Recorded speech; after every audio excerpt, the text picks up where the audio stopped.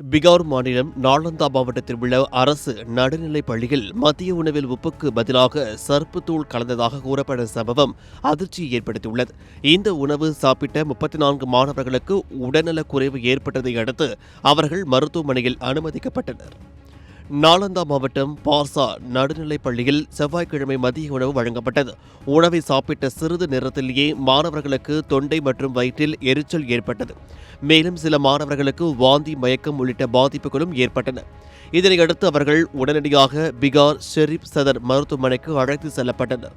மருத்துவமனையில் மாணவர்களுக்கு சிகிச்சை அளிக்கப்பட்டு வருகிறது.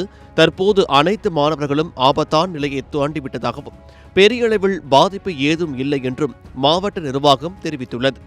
இந்த சம்பவம் குறித்து அதிகாரிகள் விசாரணை நடத்தி வருகின்றனர். முதற்கட்ட விசாரணையில் பள்ளியின் சமையல் அறையில் உப்பும் சர்ப் தூளும் அருகருகே வைக்கப்பட்டு இருந்ததாகவும் சமையலர் கவனக்குறைவாக உப்புக்கு பதிலாக சர்ப் தூளை உணவில் கலந்ததாகவும் கூறப்படுகிறது. ஆனால் உணவில் உப்பு இல்லை என மாணவர்கள் கேள்வி எழுப்பியதால் சமையலர் வேண்டுமென்றே சர்ப் தூளை கலந்ததாகவும் சில மாணவர்கள் குற்றம் சாட்டியுள்ளனர்.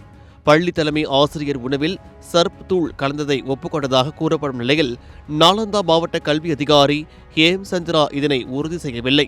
மருத்துவ அறிக்கை கிடைத்த பிறகே உண்மையான காரணம் தெரியவரும் என அவர் தெரிவித்துள்ளார்.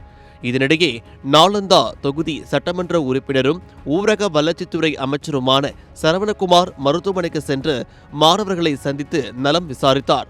சம்பவம் குறித்து தீவிர விசாரணை நடத்தவும் தவறு செய்தவர்கள் மீது கடுமையான துறை ரீதியான நடவடிக்கை எடுக்கவும் அதிகாரிகளுக்கு உத்தரவிட்டார். மேலும் நாலந்தா மாவட்டம் முழுவதும் உள்ள பள்ளிகளின் மதிய உணவு மையங்களில் திடீர் ஆய்வு நடத்தவும் அறிவுறுத்தப்பட்டுள்ளது.